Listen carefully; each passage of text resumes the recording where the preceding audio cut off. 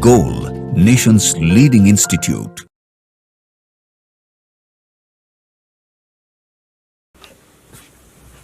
Hello students, आज मैं फिर मिन टेस्ट 6 का सॉल्यूशन देने वाला हूं और इसको अच्छे तरीका से आप लोग देखिएगा। AITS और नीट 2023 के लिए मिन टेस्ट 06 जो डेट जो है 4/12/2022 को लिया गया था। तो सबसे पहले क्वेश्चन नंबर 1 देखिए।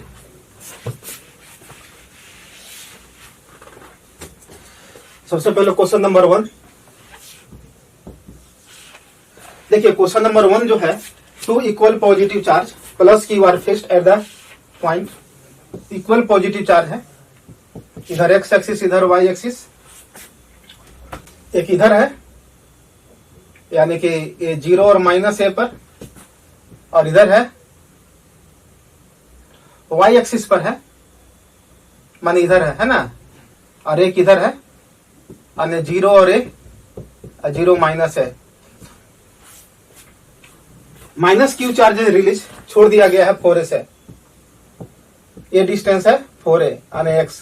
तो याद रखिएगा कि इसको छोड़ने के बाद ये दोनों आपस में, ये दोनों जो चार्ज है इसको अट्रैक्ट करेगा और ये इधर लेके आएगा और ये इस तरह से ओसिलेट करते रहेगा। ये इस तरह से ओसिलेशन रहेगा। लेकिन याद रखना है कि यदि x a से छोटा रहेगा, बहुत छोटा, तो SHM होगा, और x बड़ा रहेगा, a से छोटा नहीं रहेगा, तो उसको हम लोग ओसिलेटरी कहेंगे कि ओसिलेटरी मोशन होगा ये। इसलिए इसका तो SHM तो नहीं कहेंगे, लेकिन इसको हम लोग क्या कर सकते हैं, ओसिलेटरी कर सकते हैं, क्योंकि यहां पर x इक्वल टू है 4a, माने x जो है a से छोटा नहीं है, a से बड़ा है।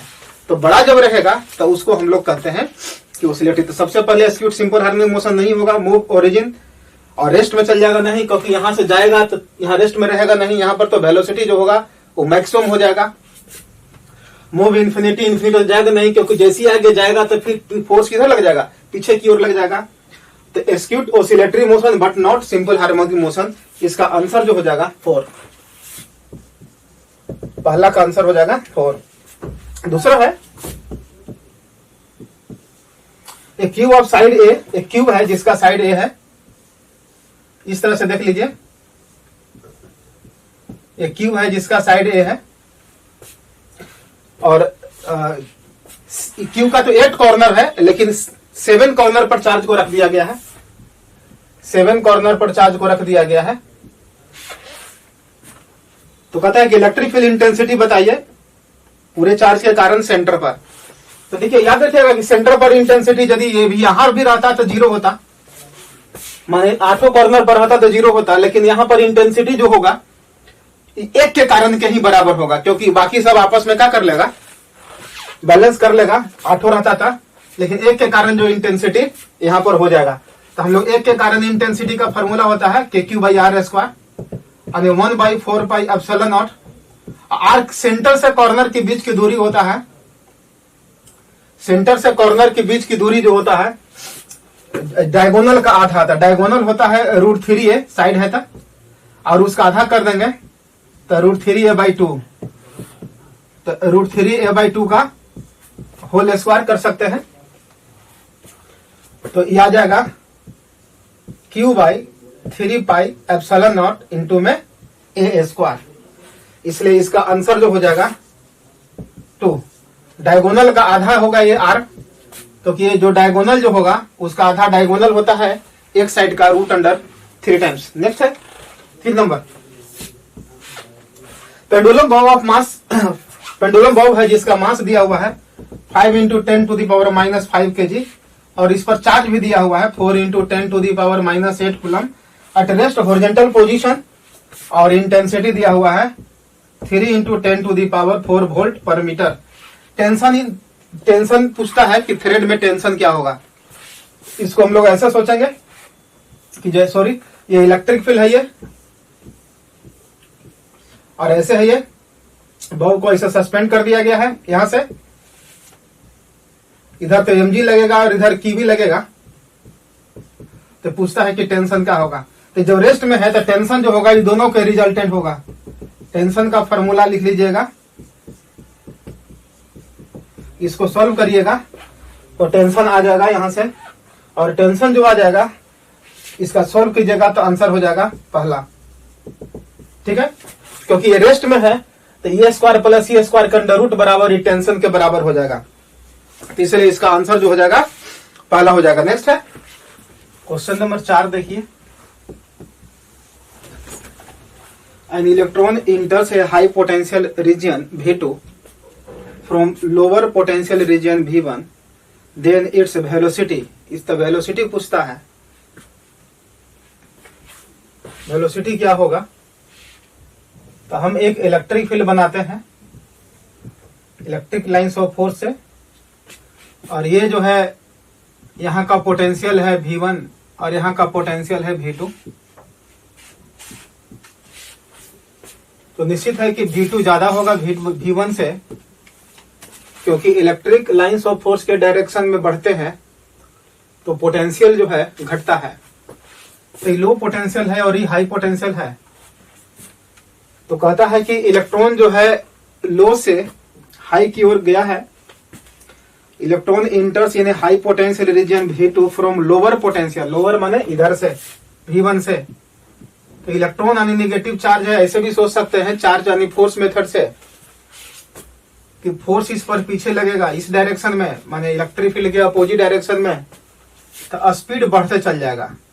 तो जैसे हाई पोटेंशियल पर पहुंचेगा तो इसका स्पीड जो है बढ़ जाएगा और इसका आंसर जो हो जाएगा 1, आंसर 1 हो जाएगा। इसलिए हो जाएगा 1 क्योंकि स्पीड जो है बढ़ रहा है। तो चॉइस कहता है कि will increase, yes, will change in direction but not in magnitude, नहीं ये भी नहीं हो सकता है। Will not change in direction of the field, ये भी गलत है, और विल डिक्रीज ये भी गलत है, इसलिए आंसर हो जाएगा 4। 5 नंबर देखिए। चार्ज दिया हुआ है Q 9.6 into 10 to the power -19 coulomb. दोनों के बीच का डिस्टेंस दिया हुआ है, दोनों चार्ज एक प्लस और एक माइनस है, दोनों मिलकर के डाइपोल बन रहा है। तो ये 6.4 एंगस्ट्रम है, 6.4 into 10 to the power -10 metre. Dipole moment कितना हो गया, Q इंटू में 12, 9.6 इंटू में 6.4 into 10 to the power -29 dipole moment हो गया ये। और इसको इलेक्ट्रिक फील्ड में रख दिया गया है। Electric field 5 into 10 to the power 10 volt पर मीटर है। तो कहता है कि इलेक्ट्रिकल पोटेंशियल एनर्जी बताइए न्यूट्रल माने इक्विलिब्रियम पर। तो इक्विलिब्रियम 2 कंडीशन होता है, मतलब एक अनस्टेबल इक्विलिब्रियम, एक स्टेबल इक्विलिब्रियम। तो स्टेबल इक्विलिब्रियम जब होता है तो वहां पर पोटेंशियल एनर्जी 0 होता है निगेटिव में, और ये है पॉजिटिव। तो निगेटिव तो चॉइस कोई है ही नहीं, इसलिए हम लोग को पोटेंशियल एनर्जी जो है, पोटेंशियल एनर्जी ये P इंटू में E हो जाएगा, क्योंकि 180 डिग्री पर इसको हम लोग सोचेंगे, क्योंकि 0 डिग्री पर तो माइनस हो जाता, -P। P इंटू में E से मल्टीप्लाइड कर दीजिएगा तो 6.4 इंटू में 9.6 इंटू में 5 इंटू 10 टू दी पावर -29 अगुने 10 टू दी पावर 10, इतना जूल। इसको सॉल्व करिएगा तो वही आता है 3 into 10 to the power, answer हो जाएगा 3, आंसर हो जाएगा 3। नेक्स्ट है 6।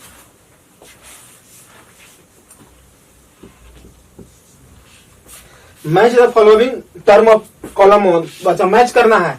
देखिए पहला है डाईमैग्नेटिक, दूसरा है पैरामैग्नेटिक और तीसरा है फेरोमैग्नेटिक। डाईमैग्नेटिक के लिए हम लोग जानते हैं कि ससेप्टिबिलिटी जो होता है 0 और -1 के बीच में होता है, पैरामैग्नेटिक के 0 और 1 के बीच में होता है मैग्नेटिक ससेप्टिबिलिटी, और फेरोमैग्नेटिक के लिए बहुत ही ज्यादा हो जाता है, 1 से बहुत ही ज्यादा हो जाता है।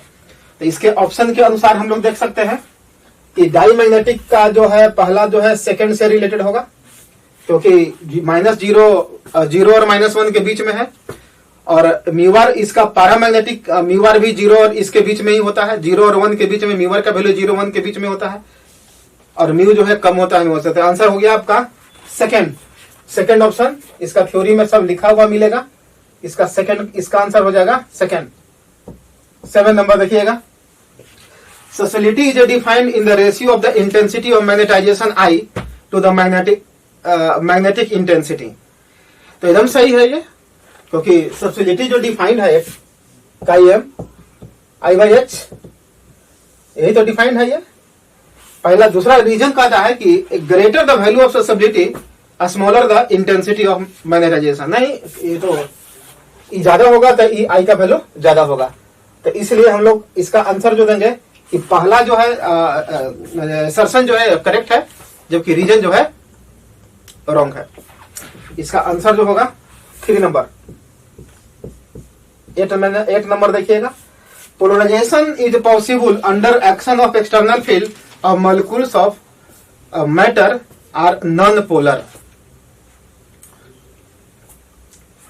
Polarization is possible under action of external field if molecules of matter are non-polar। देखिए, पोलराइजेशन नॉन पोलर जो मॉलिक्यूल्स है उसको भी पोलराइजेशन पॉसिबल है, क्योंकि इलेक्ट्रिक फील्ड में रखिएगा तो उसको पोलराइज कर सकता है, इसलिए पहला तो सही है। दूसरा है, in presence of external field the polar molecules tends to align with field and net dipole moment result.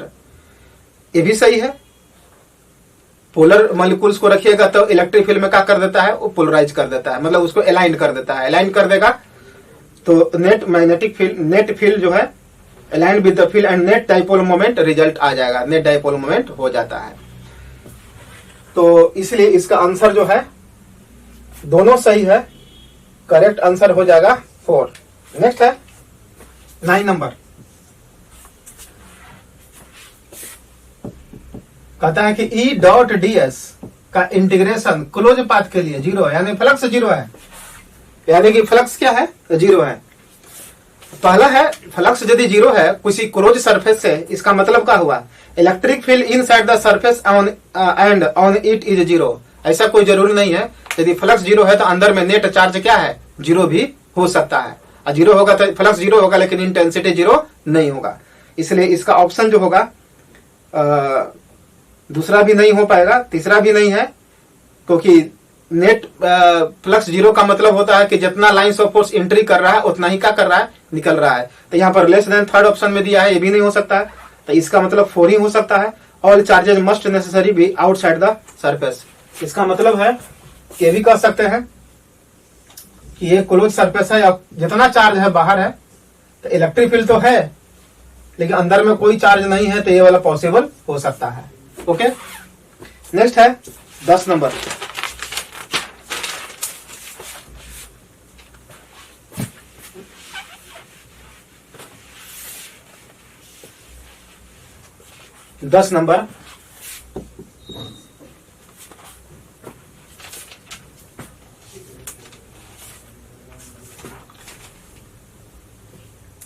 A point charge plus 60 microcoulomb is at a distance of 8 centimeter directly above the center of a square of side 16 centimeter।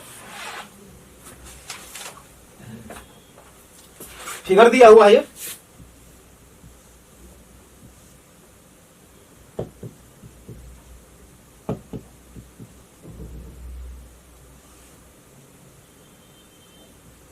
देखिए 8 centimetre के 60 centimetre के आधा है, तो हम लोग ऐसे सोचेंगे इसको कि ये क्यूब है ना, एक क्यूब है और क्यूब के यहां पर चार्ज को रख दिया गया है और इससे फ्लक्स निकालने के लिए कहता है। अरे है 16 सेंटीमीटर, तो यहां से दूरी हो जाएगा 8 सेंटीमीटर। तो इसके लिए जो फॉर्मूला होता है फ्लक्स बराबर Q/6ε0, Q/6ε0 यदि रख दीजिएगा तो आपका आंसर जो है आ जाएगा सेकंड नंबर। ओके, नेक्स्ट है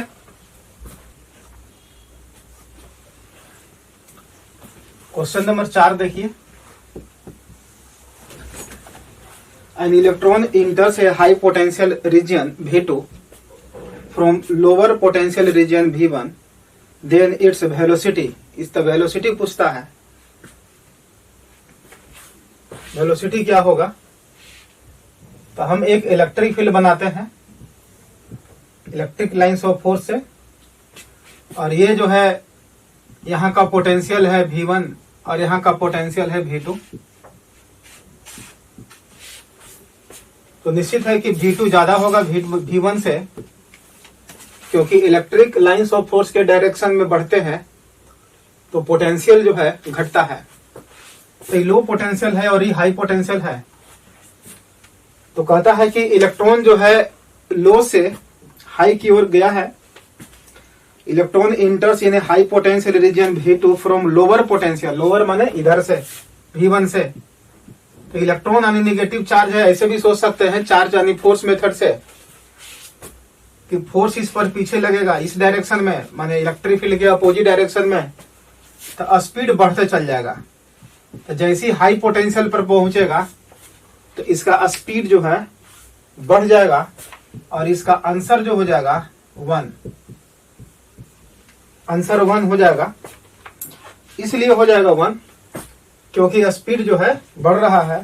तो चॉइस कहता है कि will increase, yes, will change in direction but not in magnitude, नहीं, ये भी नहीं हो सकता है। Will not change in direction of the field, ये भी गलत है, और विल डिक्रीज, ये भी गलत है। इसलिए आंसर हो जाएगा 4। 5 नंबर देखिएगा।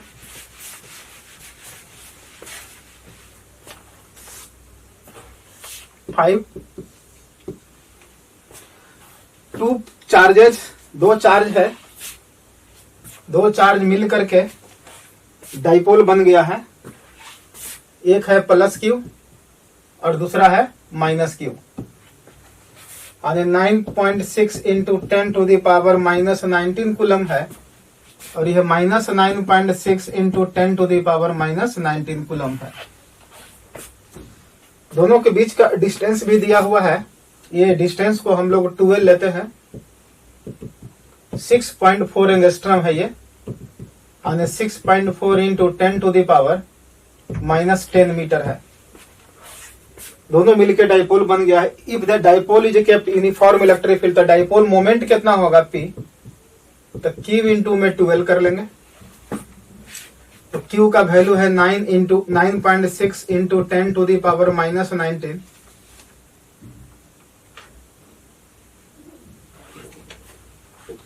इसमें थोड़ा सा देख लीजिएगा, एरर है। एरर ये है कि एगो में चार्ज है माइनस 19 है और एगो में है प्लस 19, तो माइनस 9 होगा।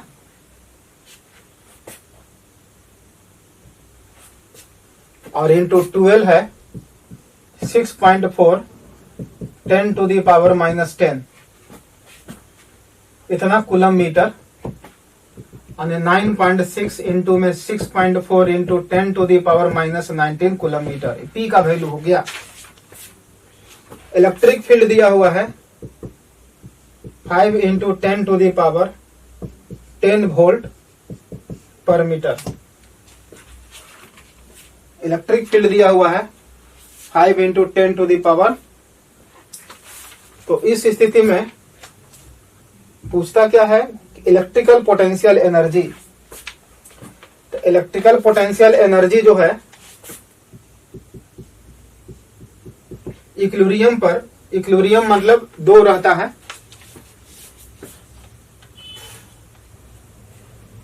इक्विलिब्रियम का मतलब होता है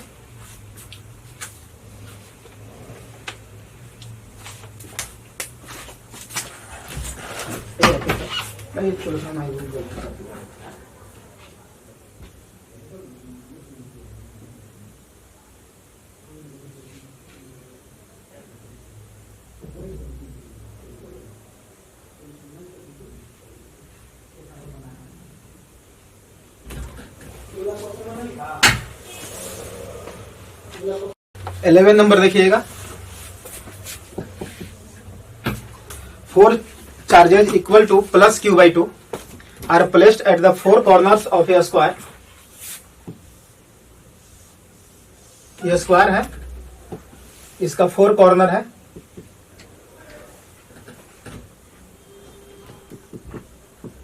सभी पर चार्ज दिया हुआ है और सेंटर पर चार्ज है 2q। सेंटर पर चार्ज है 2q।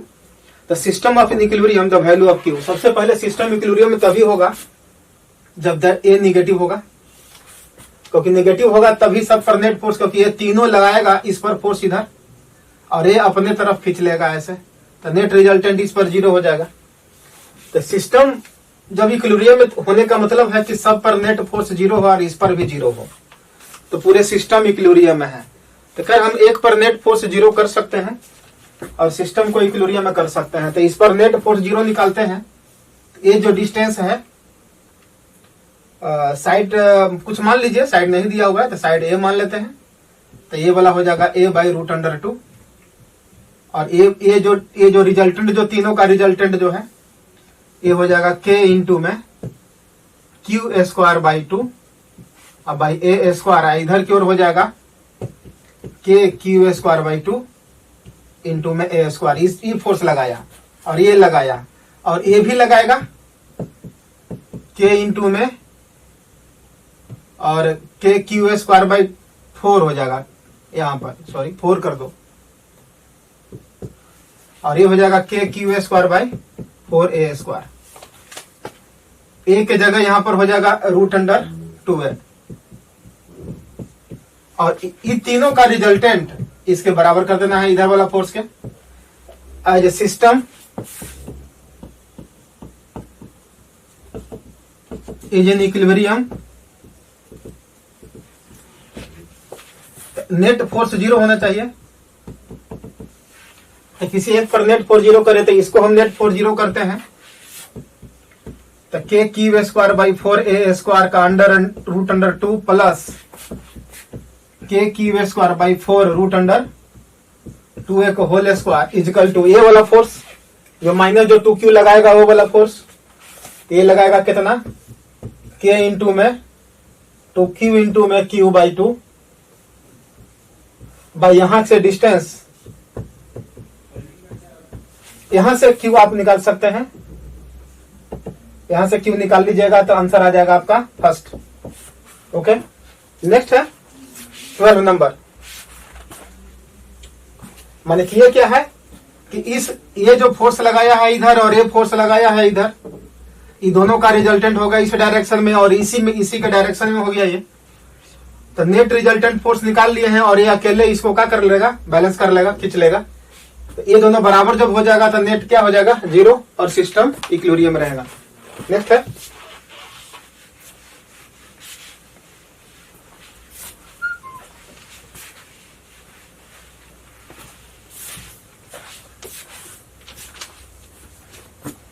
12 नंबर।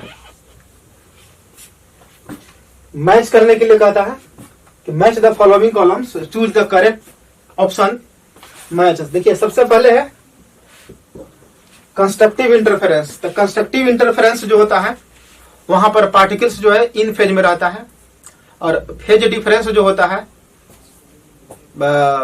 फेज जो डिफरेंस होता है पाई का even multiple path difference n lambda. तो पहला का जो ऑप्शन जो है, पहला का है कंस्ट्रक्टिव इंटरफेरेंस। तो कंस्ट्रक्टिव इंटरफेरेंस तो वेव्स सेम फेज में हो गया, तो पहला का हो जाएगा 4 नंबर। कंस्ट्रक्टिव इंटरफेरेंस में पहला का 3 नंबर हो गया, ए का 3 सेम फेज में। डिस्ट्रक्टिव इंटरफेरेंस में डिस्ट्रक्टिव तो बी का हो गया 4। उसके बाद सी का क्या है, सी कहता है path difference for constructive, path difference constructive के लिए n लैम्डा। तो ये हो गया फर्स्ट। तो इसी से ऑप्शन मिल गया आपका 3 नंबर। ये कंसेप्ट आप थ्योरी में ही पढ़े चुके होंगे। नेक्स्ट है for linear isotropic dielectric the polarisation is. तो याद इसको रखिएगा कि पोलराइजेशन का जो फॉर्मूला होता है इलेक्ट्रिक ससेबिलिटी इनटू में इलेक्ट्रिक फील्ड होता है, इसलिए इसका आंसर जो होगा 4 नंबर। नेक्स्ट है 14 14 नंबर जो है, फिगर जो दिया हुआ है इस तरह का फिगर दिया हुआ है।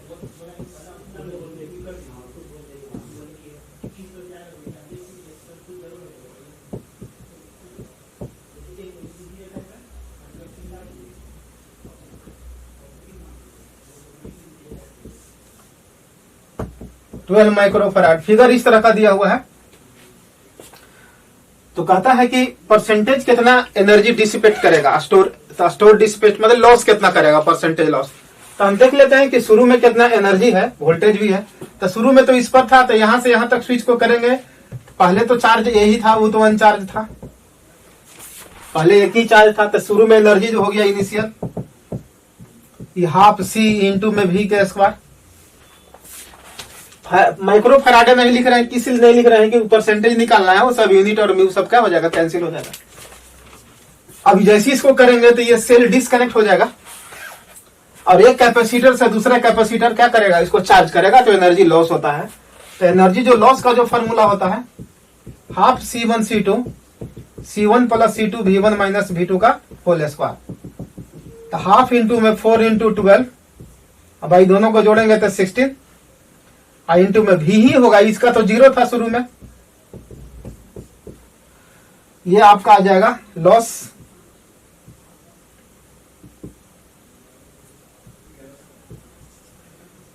ये हो जाएगा 3/2 V स्क्वायर,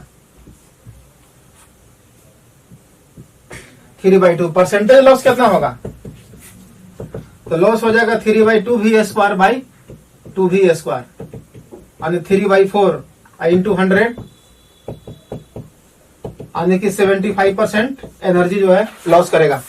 इसलिए इसका आंसर जो हो जाएगा 2, आंसर जो है 2 हो जाएगा। नेक्स्ट है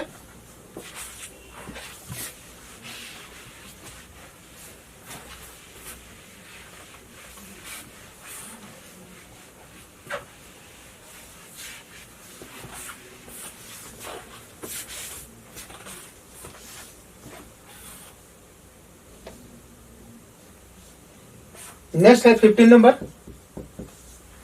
15 number, a slab of material of dielectric constant K has the same area as that of the plate and capacitor C but thickness 4/5D। ये डिस्टेंस D है, लेकिन इसको जो है, ये जो थिकनेस जो है 4/5D है, इसको इंजर्ट कर दिया गया है, डाइलेक्ट्रिक कांस्टेंट के है इस तरह से। How is the capacitance change when slab is inserted, slab जब डालेंगे तो कितना से चेंज करेगा। देखिए पहले जो कैपेसिटर जो कैपेसिटेंस होगा epsilon not A by D, और अब जो चेंज होगा epsilon not A by D minus T plus T by के। आपको फॉर्मूला याद होगा, ये इसमें डाल दीजिएगा, epsilon not A by D minus 4/5D plus 4D/5K। तो इसको सॉल्व कर लीजिएगा यहां से, तो कितना से चेंज करेगा, what is the slab inserted between the plates, how is the, कैसे चेंज करेगा।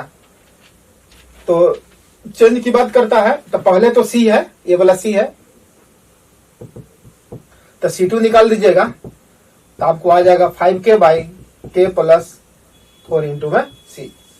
सॉल्व कीजिएगा तो आंसर हो जाएगा first.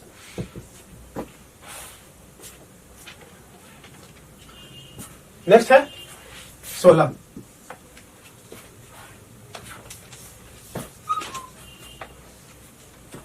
A parallel plate capacitor with air has the air between the plates has a capacitance of 6 microfarad.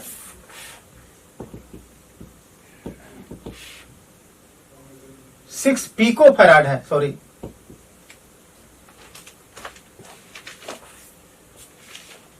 what is the capacitance if distance between the plates reduced to 1/3 and its space between the plates is filled with substance of dielectric constant K 4 है। देखिए distance जो है D/3 कर दिया गया है और K भर दिया गया है K बराबर 4। तो ध्यान दीजिएगा, इसको हम ऐसे सोल्व कर लेंगे, कोई सॉल्यूशन की जरूरत नहीं है। देख लीजिए कैपेसिटेंस का फॉर्मूला होता है epsilon naught A by D into में के। तो देखिए जैसे ही हम लोग डी को डी बाई 3 करेंगे तो इसके अनुसार 3 टाइम्स बढ़ जाएगा, और के डाल देंगे तो 12 टाइम्स बढ़ेगा, 12 टाइम्स बढ़ जाएगा। इसमें हम लोग 12 से क्या कर देंगे, मल्टीप्लाइड कर देंगे, इतना हो जाएगा आंसर। तो नेक्स्ट हो जाएगा इसका आंसर आ जाएगा 3 नंबर आ जाएगा इसका आंसर। नेक्स्ट है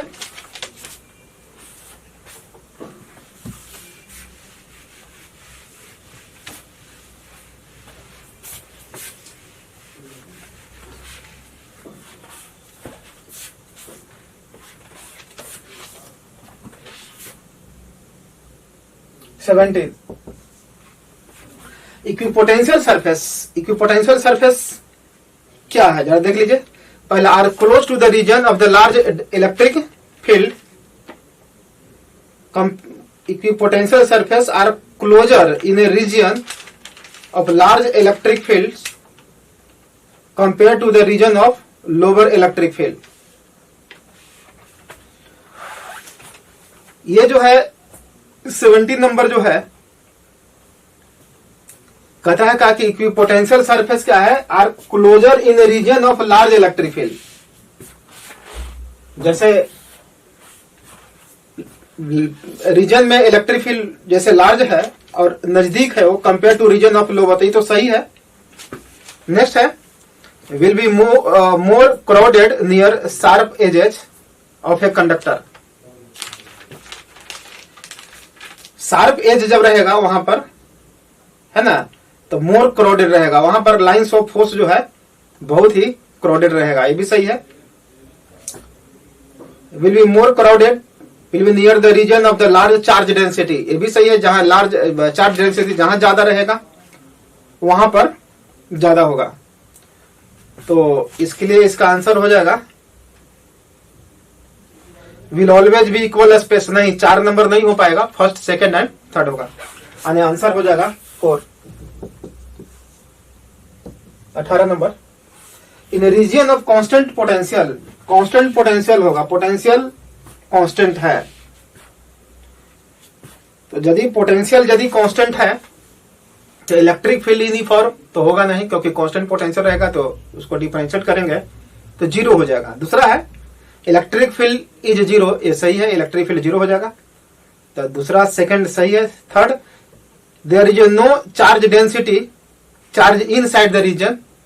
हाँ, उसके अंदर कोई चार्ज नहीं होगा, इसलिए नहीं होगा कि नहीं होने का कारण है कि होगा तब तो चार्ज यदि है उसमें तो इंटेंसिटी को क्या कर देगा, वेरिएबल बना देगा, इसलिए वो नहीं होगा।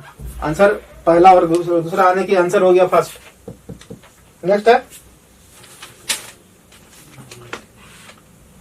Primary origins of magnetism lies in.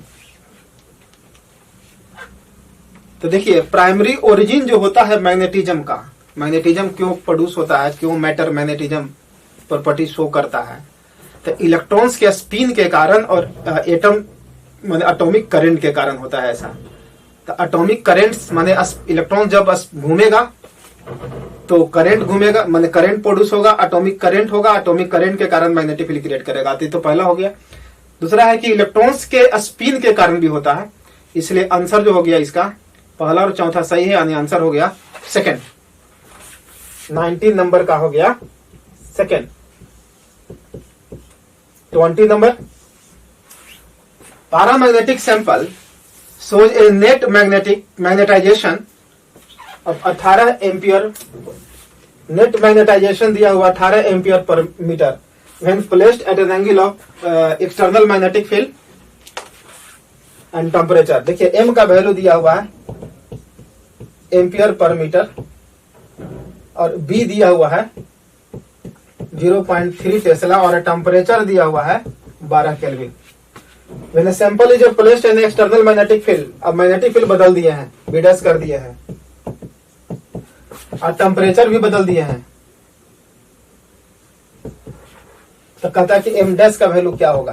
तो फॉर्मूला होता है कि एम जो होगा वो directly proportional B by T का होता है। M by M dash by M, B dash by B गुने T by T dash. Solve कर लीजिएगा यहां से और एम डैश निकाल लीजिएगा तो 108 एम्पियर पर मीटर आएगा। ओके, नेक्स्ट है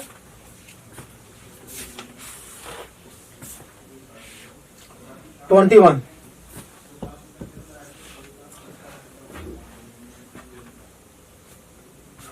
permanent magnet in the shape of a thin cylinder है जिसका लेंथ दिया हुआ है 2.5 सेंटीमीटर और एम दिया हुआ है 4 × 10⁵ एम्पियर पर metre. Calculate the magnetizing current. Current निकालिएगा तो देखिए इंटेंसिटी ऑफ मैग्नेटाइजेशन होता है m बाई v और मैग्नेटिक डायपोल मोमेंट होता है आई एम इंटू में करंट एरिया। अब वॉल्यूम हो जाएगा लेंथ गुने में एरिया। ये समझिएगा कि ये दिया हुआ है, यही दिया हुआ है, समझिए। इसको इंटेंसिटी ऑफ मैग्नेटाइजेशन भी कहते हैं। ये कैंसिल हो जाएगा तो मैग्नेटिक करंट जो हो जाएगा आई इंटू में ये हो जाएगा 4 × 10⁵ और इंटू में लेंथ है 2.5 सेंटीमीटर है। इसको सॉल्व कर लीजिए, ये हो जाएगा 6, ये हो जाएगा 10 -3 प्लस 3 हो जाएगा ना, तो 10⁴ एम्पियर। देख सोचिए कितना ज्यादा करंट फ्लो कर रहा है, 10⁴ एम्पियर। आंसर हो जाएगा 3। नेक्स्ट है 22।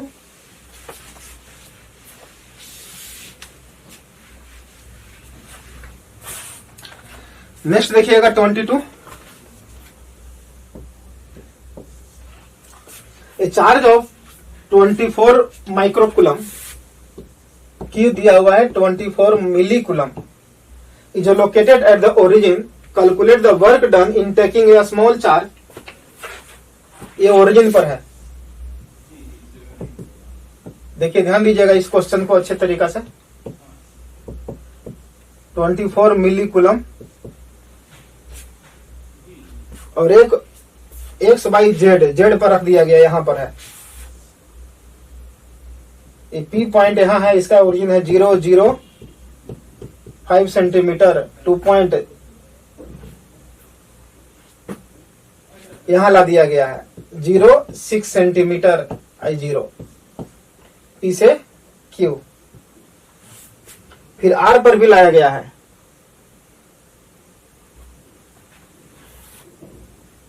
वाई नेगेटिव कहीं आर होगा और यहां ला दिया गया है। ये हो जाएगा 0 -4 सेंटीमीटर और 12 कहीं पर है, उसे हमको कोई मतलब नहीं है। माने यहां से यहां लाया गया, यहां से फिर यहां लाया गया एक स्मॉल चार्ज को।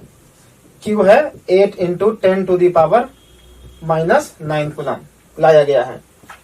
तो कहता है कि वर्क कितना होगा, वर्क निकालिए। वर्क की बात कहता है कि वर्क कितना होगा। तो हमको देखेंगे कि यहां पर का पोटेंशियल कितना है और यहां का पोटेंशियल कितना है, बाकी से कोई मतलब नहीं है। तो पोटेंशियल हमको पी पर निकाल लीजिए। यहां से गया है,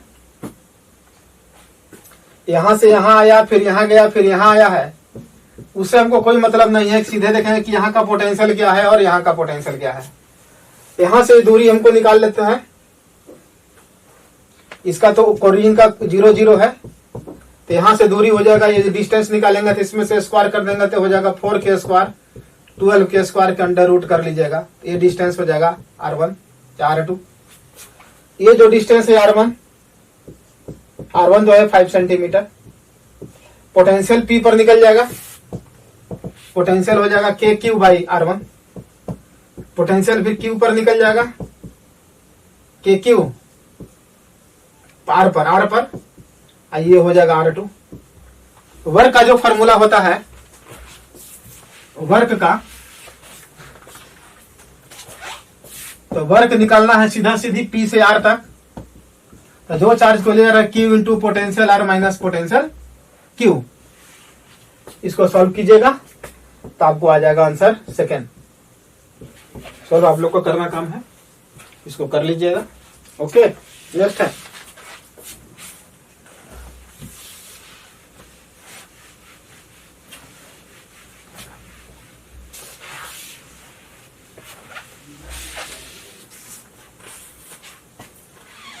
(23).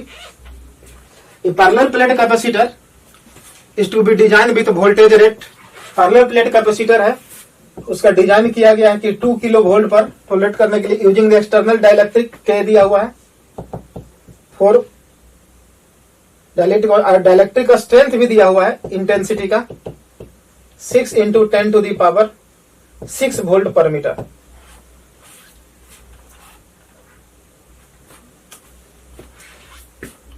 Dielectric strength is the maximum electric field at a field a material can tolerate without breakdown, without starting the conduct electricity through the partial ionization. For safety, we should like the field never to exceed 20%।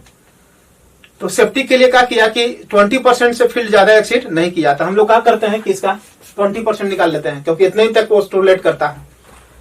Net intensity कितना हो जाएगा इसका 20%, 20/100 तो 12 × 10⁵ volt पर metre. ये 20% इतना ही field apply कर रहा है इतना वोल्टेज में। पूछता कि what is the minimum area, area पूछता है, और कैपेसिटी दिया हुआ है। What is minimum area of the plate to required to have the capacity, C दिया हुआ है 80 पिकोफैराड। देखिए हम लोग इंटेंसिटी भी मिल गया, ये तो मैक्सिमम वाला था, वोल्टेज भी पता है, के भी पता है कि नहीं।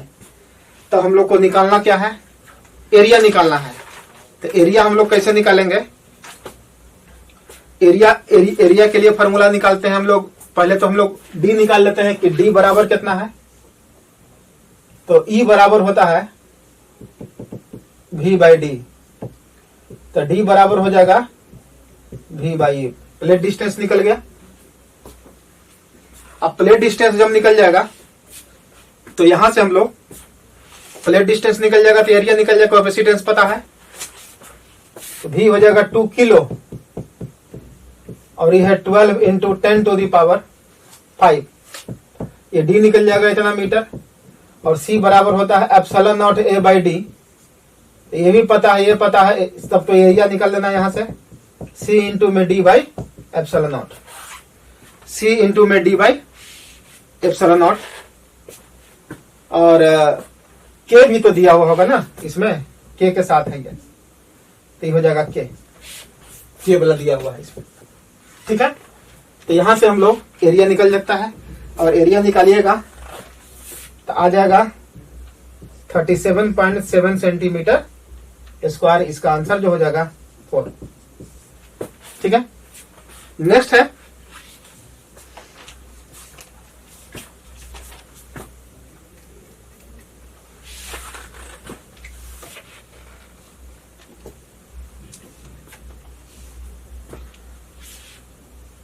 नेक्स्ट है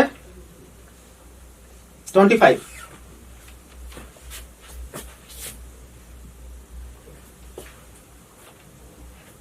और 24 है 24। नेक्स्ट है 24। In Van de Graaff type generator a spherical metal shell, इसका पोटेंशियल दिया हुआ है 2 × 10⁹ वोल्ट। डाइलेक्ट्रिक का स्ट्रेंथ मतलब इंटेंसिटी दिया हुआ है। ये देख लीजिए, कुछ नहीं जानते हैं तो यूनिट से भी आप पकड़ सकते हैं, क्योंकि वोल्ट का यूनिट है और ये इंटेंसिटी का यूनिट है, माने यूनिट से भी पकड़ सकते हैं। एक वोल्ट का है तो दूसरा क्या है, इंटेंसिटी का है। मिनिमम रेडियस, तो रेडियस पूछता है, तो फॉर्मूला होता है E बराबर KQ/R²। आर तो रेडियस से हो गया, सरफेस पर का इंटेंसिटी है, तो रेडियस के स्क्वायर सरफेस पर जस्ट यानी कि V/R। तो R बराबर हो जाएगा V/E। V/E कर लीजिए तो कितना आता है V बाई ई कीजिएगा तो कट जाएगा, तो 1/2 मीटर 50 सेंटीमीटर। आंसर हो जाएगा 3। नेक्स्ट है 25।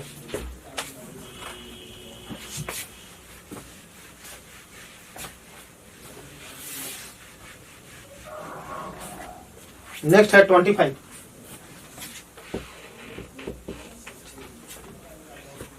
A domain in a ferromagnetic iron in the form of the cube of a side of length 2 micrometer. Domain दिया हुआ है। Find the maximum magnetization of the domain. The molecular mass of iron दिया हुआ है कि नहीं? Molecular mass of iron दिया हुआ है, तो इसका डोमेन निकालना है। और डेंसिटी भी दिया हुआ है। देखिए इसका डेंसिटी दिया हुआ है,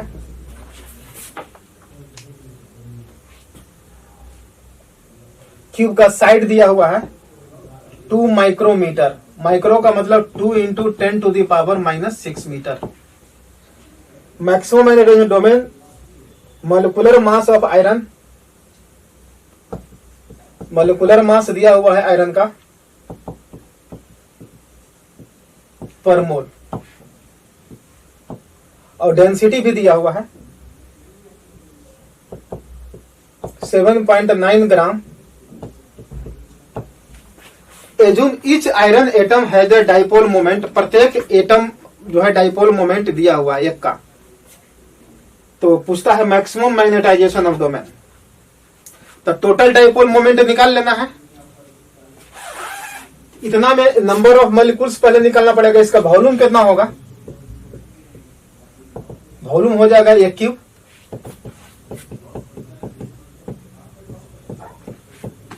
तो वॉल्यूम निकल जाएगा तो ये मास निकल जाएगा। मास बराबर हो गया वॉल्यूम गुने में डेंसिटी। 1 क्यूब गुने में डेंसिटी, रो से गुना कर दीजिएगा। अब मास निकल जाएगा तो नंबर ऑफ मॉलिक्यूल्स निकल जाएगा। नंबर ऑफ मॉलिक्यूल्स कितना होगा? तो नंबर ऑफ मोल, और ये 55 से गुना कर दीजिएगा, डिवाइड कर दीजिएगा, तो नंबर ऑफ मोल निकल जाएगा। नंबर ऑफ मॉलिक्यूल्स में एवोगाड्रो नंबर से मल्टीप्लाइड कर दीजिए तो नंबर ऑफ मॉलिक्यूल्स निकल जाएगा। मोल में एवोगाड्रो नंबर से मल्टीप्लाइड कर दिए तो नंबर ऑफ जो मॉलिक्यूल्स निकल गया। इसमें ज्यादातर कैलकुलेशन है, अभी निकल गया। और एक मॉलिक्यूल्स एक निकालता है, इसलिए नंबर ऑफ डाइपोल मोमेंट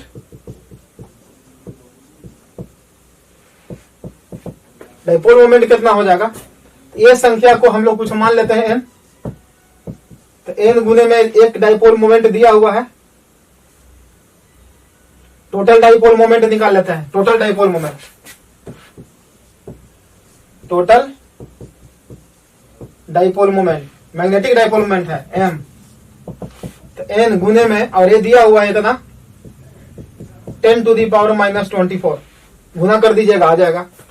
अब पता है कि इंटेंसिटी मैग्नेटाइजेशन निकलना है, तो I बराबर होता है m/v। I बराबर कितना होता है? m/v। तो I बराबर जब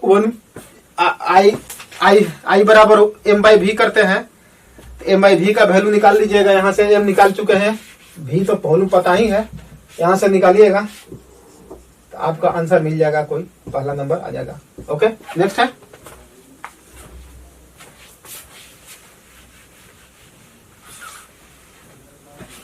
ये जो क्वेश्चन है उस तरह का है जैसे इलेक्ट्रोस्टैट में कैसे था कि एक वैलेंस इलेक्ट्रॉन्स जो है क्रिएट कर माने देता है, माने एक इलेक्ट्रॉन निकालते हैं एक एटम से, इस तरह से, और तो चार्ज क्या होगा तो फोर्स क्या होगा, उस तरह से इसमें भी है। डाइपोल मोमेंट से रिलेटेड क्वेश्चन था ये। 26 electromagnet are made of soft iron because soft iron has, आपको पता है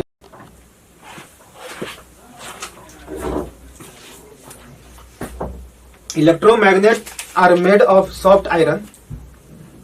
सॉफ्ट आयरन है बिकॉज सॉफ्ट आयरन है। सॉफ्ट आयरन जो होता है उसका हाई परमेबिलिटी होता है ना, म्यू का वैल्यू बहुत ज्यादा होता है, और लो रिटेंटिविटी होता है, ताकि एनर्जी लॉस कम हो, गर्म भी कम हो, है कि नहीं। रिटेंटिविटी कम होता है, कोरिस्टिविटी भी इसका कम ही होता है, और हाई जो है परमिएबिलिटी होता है। ससेबिलिटी का वैल्यू बहुत ही ज्यादा होता है। नेक्स्ट है, आंसर हो जाएगा इसका 3। 27 वेरिएशन ऑफ मैग्नेटिक ससेबिलिटी दिया हुआ है किसका, डायमैग्नेटिक का। देखिए डायमैग्नेटिक का मैग्नेटिक ससेबिलिटी टेम्परेचर से इंडिपेंडेंट होता है, इसलिए टेम्परेचर बढ़ाएंगे तब पर भी वो क्या रहेगा, कांस्टेंट रहेगा, और ये जो होता है निगेटिव होता है, इसलिए टेम्परेचर से कोई मतलब नहीं है, कांस्टेंट हो गया, इसलिए आंसर इसका हो जाएगा 4।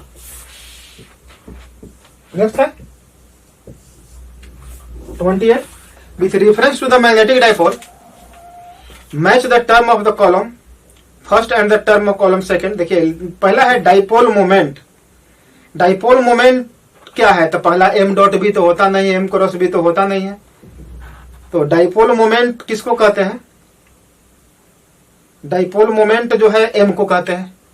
स्मॉल m जो लिखा हुआ है डाइपोल मोमेंट लिखा है, इसे तो हम लोग तो मैग्नेटिक चार्ज के बारे में बताते हैं, कैपिटल M से रिप्रेजेंट करते हैं, लेकिन ये ऑप्शन के अनुसार आपको चेंज होना होगा रिप्रेजेंटेशन, ठीक है।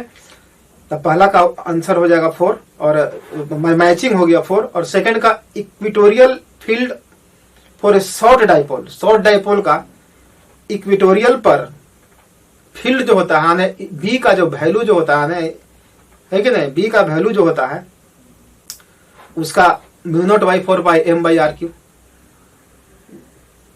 तो आंसर इसका तो 2 गो में मिल गया, एक ही गो में तो मिल गया, इसलिए आंसर हो जाएगा फर्स्ट। ज्यादा हम लोग कोशिश नहीं करेंगे मिलाने का, देखेंगे कि बाकी सब डिफरेंस अलग अलग हो ही गया है, तो ऑप्शन लेके चले जाने। नेक्स्ट है which of the following is a thermodynamics intensive state variable.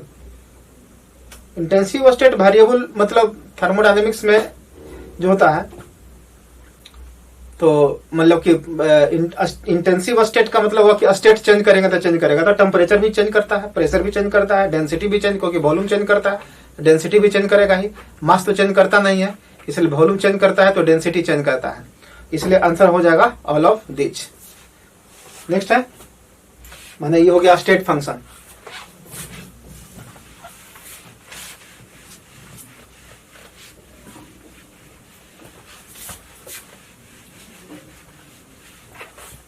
Next है 30 piston in the cylinder head of a locomotive has strokes twice the amplitude 1.2 meter. If the piston moves with a simple harmonic motion with angular frequency 300, तो what is the maximum speed? देखिए इसमें जो maximum जो speed जो होता है, maximum जो speed जो होता है v max होता है ओमेगा इनटू में a। तो मैक्सिमम स्पीड ओमेगा दिया हुआ, ए दिया हुआ, तो निकाल लीजिए, इसमें तो कुछ है ही नहीं है। ओमेगा कितना दिया हुआ है 1.2, 300 है और 1.2, ओमेगा दिया हुआ है 300 रेडियन पर मिनट है, इसको पहले बदलना पड़ेगा।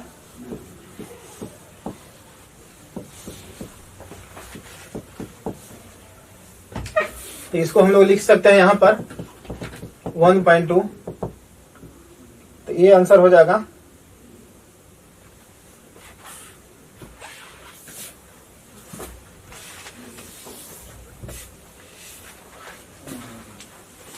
ट्वाइस द एम्पलीट्यूड है, तो इसका आधा कर दो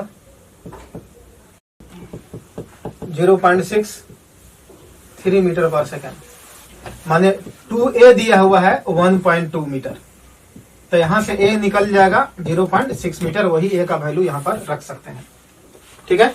नेक्स्ट है ट्वाइस द एम्पलीट्यूड बोला है। नेक्स्ट है 31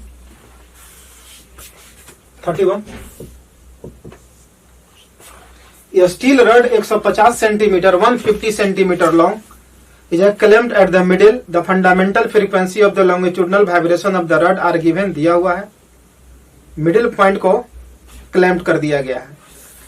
तो मिडिल पॉइंट को जब हम क्लैंप करेंगे तो उस स्थिति में माने ये रॉड है, ये मिडिल पॉइंट को क्लैंप कर दिया गया है। तो मिडिल पॉइंट को क्लैंप कर दिया तो यहाँ नोड बनेगा और यहाँ एंटी नोड बन जाएगा, यहाँ पर भी एंटी नोड बन जाएगा। तो ये जो डिस्टेंस होता है लैम्डा बाई 4 आई इंटू 2 बराबर एल, पूरा लंबाई हो जाएगा इसका फंडामेंटल के लिए। तो उस स्थिति में लैम्डा जो हो जाएगा 12, लेंथ दिया हुआ है 150 सेंटीमीटर, तो 300 सेंटीमीटर यानी 3 मीटर हो गया, ये वेवलेंथ हो गया। फ्रीक्वेंसी भी दिया हुआ है 101.8 किलो, तो V बराबर होता है एफ लैम्डा। इसको गुना कर दीजिएगा तो आ जाएगा 5400 मीटर पर सेकेंड। आंसर हो जाएगा इसका 3। ये कैसे किया? क्योंकि जहां क्लैंप करते हैं वहां पर नोड बनता है, जो फ्री एंड होता है वहां पर एंटी नोड बनता है, और नोड और एंटी नोड के बीच का डिस्टेंस जो होता है लगातार एंटी नोड और नोड के बीच का डिस्टेंस लैम्डा बाई 4। नेक्स्ट है 32। Use safe wire is dipped in a soap solution and the remove and this soap film form between the wire and the light slider support। देखिए इस तरह का है ये स्लाइडर है, ये सोप सॉल्यूशन है, और इसी में एक वेट जो है हैंग करा दिए हैं। तो हम लोग देखिए कि इसकी लंबाई यदि एल है तो सरफेस टेंशन के कारण फोर्स इधर से भी लगेगा और उस साइड से भी लगेगा, दोनों साइड से लगेगा कि उधर भी सरफेस होगा और इधर भी सरफेस होगा। तो फोर्स सरफेस टेंशन के कारण लगेगा 2TL, एक के कारण TL, दूसरे के कारण TL बराबर mg। पूछता है कि सरफेस टेंशन कितना होगा, T निकाल लीजिएगा यहाँ से, mg बाई कितना 2L। mg दिया हुआ है, इसका वेट है 4.8, 4.5, 10 to the power -2 और इंटू 2 L दिया हुआ है 0.75। इसको सॉल्व कर लीजिएगा तो आंसर आ जाएगा 3 into 10 to the power -2 Newton पर मीटर। इसका आंसर जो हो जाएगा 1। नेक्स्ट है 32 के बाद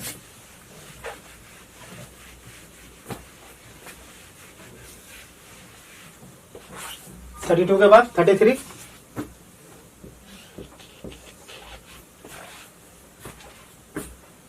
When a planet is at a distance of, एक प्लेनेट है जो डिस्टेंस दिया हुआ है 960 मिलियन किलोमीटर फ्रॉम द अर्थ से इतना डिस्टेंस पर है, दैट इज एस। कुछ मान लो इसको, अर्थ से इतना डिस्टेंस पर दिया हुआ है। इस एंगुलर डायमीटर दिया हुआ है, एंगल जो बनाता है 30 मिनट बनाता है। तो इसको डिग्री में कैसे बदलेंगे, 30/60 गुने में 60। पहले मिनट को हम लोग बदल दिए मिनट में, इंच को मिनट में, सेकंड को मिनट में, फिर डिग्री में, और फिर इसको रेडियन में बदल रहे हैं। इतना रेडियन हो गया ये डायमीटर ऑफ द प्लैनेट्स।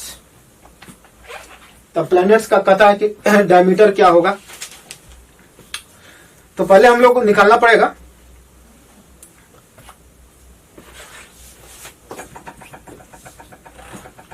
माने कितना इसका डायमीटर होगा, तो एल निकालना पड़ेगा। तो हम लोग निकालना है कि थीटा बराबर होता है L/R, है ना। थीटा बराबर होता है L/R। L बराबर कितना आ जाएगा,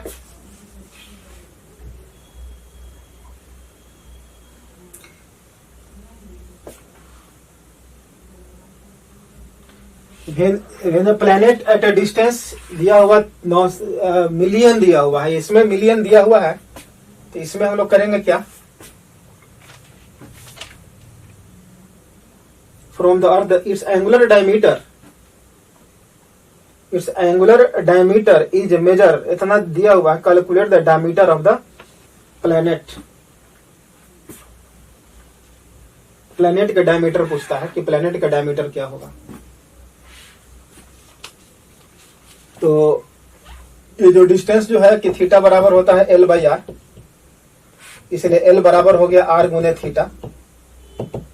आर दिया हुआ है कितना, ये जो डिस्टेंस है इसी को आर मान लिया जाए।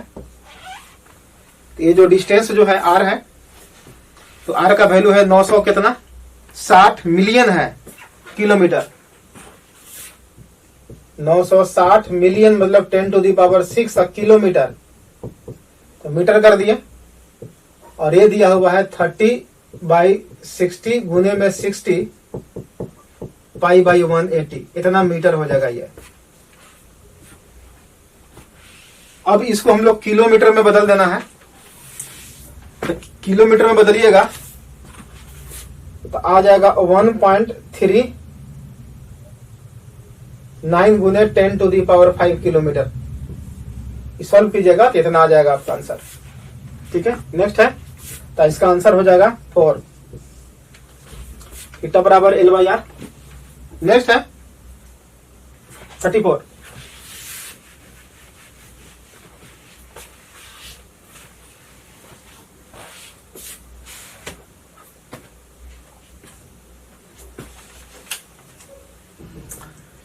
नंबर देखिएगा, ए बॉडी ऑफ मास 16, एक बॉडी है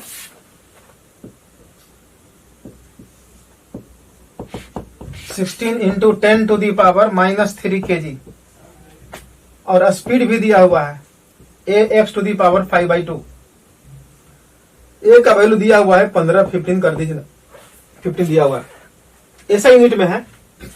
तो कहता है कि x इक्वल टू 0 से x इक्वल टू 3 मीटर जाएगा तो कितना वर्क करना पड़ेगा। तो देखिए, तो वर्क के लिए फॉर्मूला लगा देंगे, work energy change in kinetic energy, final kinetic energy minus initial kinetic energy. Final तो कितना पर है 3 मीटर पर, तो एक्स का वैल्यू 3 रख दीजिए, हाफ एम का वैल्यू रख दीजिएगा, v के जगह पर ही रख देना है, एक्स के जगह 3, half m v square initial 0। Solve कर लीजिएगा, आंसर आ जाएगा। इसका सॉल्व कीजिएगा, आंसर आ जाएगा 437.4 जूल। नेक्स्ट है, मैंने वर्क एनर्जी फॉर्मूला लगा दीजिए, इंटीग्रेशन करने की जरूरत नहीं है, या तो फिर इंटीग्रेट करिएगा, लंबा चल जाएगा।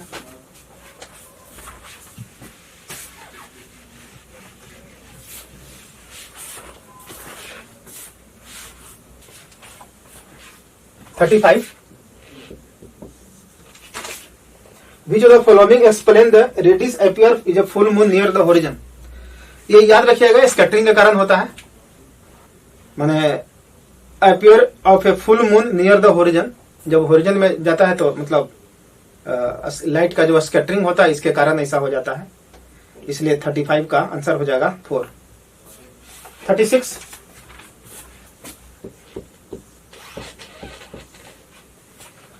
Double slit experiment is perform with light, wavelength दिया हुआ है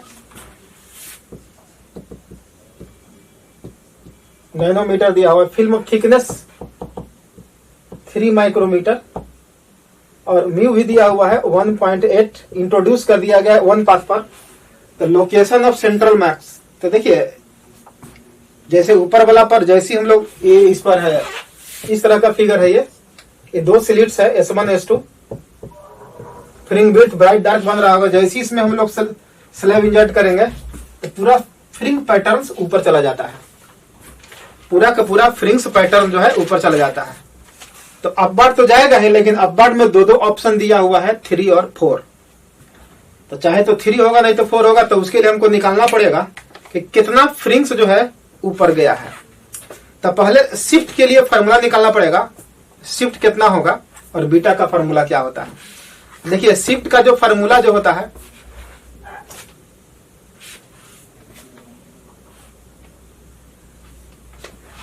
शिफ्ट जो होता है डेल्टा बाई, शिफ्ट का जो पहले जैसे ग्लास स्लैब को हम लोग डालेंगे एक साइड, माने एक स्लैब को ढक देंगे, एक स्लिट्स को ढक देंगे ग्लास स्लैब से, तो उसका जो फॉर्मूला जो होता है thickness capital D by D mu minus 1 into T, mu minus 1 into में टी, और बीटा का फॉर्मूला होता है डी लैम्डा बाई डी। तो डी लैम्डा बाई डी की जगह हम बीटा कर दे यहां, तो बीटा बाई लैम्डा इंटू में mu minus 1 into T.